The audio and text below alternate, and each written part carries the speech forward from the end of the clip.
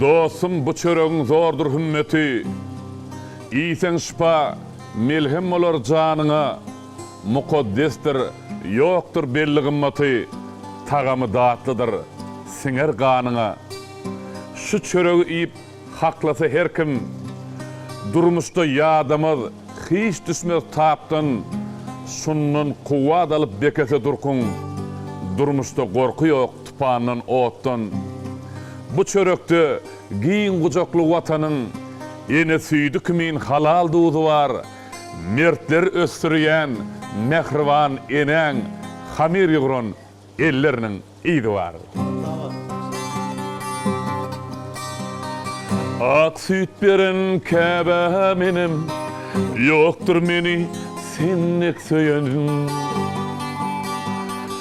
Bağra basıp balam diyen dillerinden aylanayın. Gam sıgıpları vaqtal men urumda hallanatın. Sallançığın bağın tutun ellerinden aylanayın. Uzak iyice şıvır çeken uklamanlar dana çıkan. Doğulan günümde şödakan güllerindin aylanayın.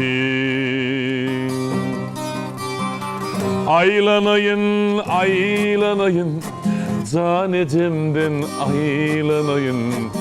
Doğulan günümde şödakan güllerindin aylanayın.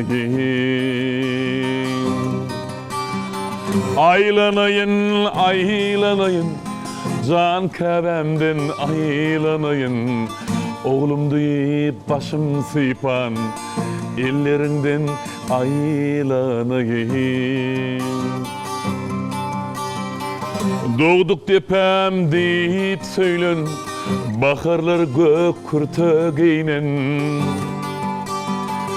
Menin için dünya inen çöllerinden aylanayın. Barın beren, yoğun beren, ak süt berip kucak geren. Bu dünyada ömür süren yıllarından aylanayın. Uzak iyice şıvır çeken uklamanlar dana çıkan. Doğulan günümde şadakan güllerinden aylanayın. Aylanayın zanecimden aylanayın. Doğulan günümde şadakan güllerinden aylanayın. Aylanayın can kevemden aylanayın. Oğlum deyip başım sıypan ellerinden aylanayın.